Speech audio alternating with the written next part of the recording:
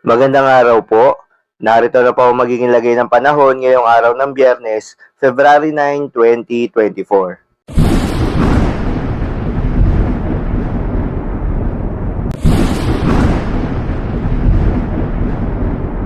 Sa kasalukuyan nga ayon sa Pag-asa, itong Northeast Monsoon o hanging amihan ay muli nga nagpaparamdam at kasalukuyan ngayong nakakaapekto sa extreme northern Luzon. Samantalang itong easterlies o yung mainit na hangin galing sa karagatang Pasipiko ang patuloy namang nakakaapekto sa nalalabing bahagi ng ating bansa.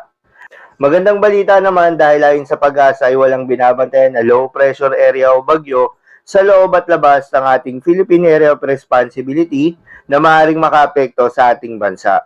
At para naman sa lagay ng panahon ngayong araw ng Biyernes dito sa Luzon, dahil pa rin sa Northeast Monsoon o hanging amihan, ang bahagi ng Cagayan Valley ay makararanas pa rin ng makulimlim na panahon na may mga kasamang mahihinang pag-ulan o mga pag-ambon.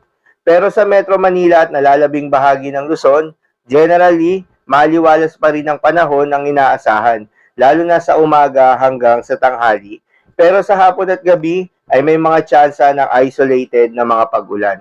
Para naman sa lagay ng panahon sa Visayas at Mindanao, magandang balita dahil walang inaasahan na malawakang mga pag-ulan, maliban lamang sa mga isolated rain showers, dulot ng mga localized thunderstorms, lalo na sa hapon at sa gabi.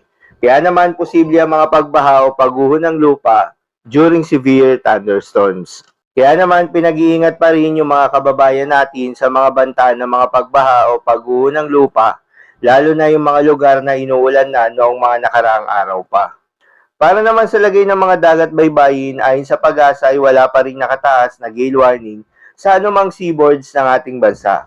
Ngunit iba yung pag-iingat pa rin sa mga papalaot na kababayan nating mangingisda at yung may mga maliliit na sasakyang pandagat. So yun lamang po para sa lagay ng panahon ngayong araw ng Biyernes. Keep safe everyone.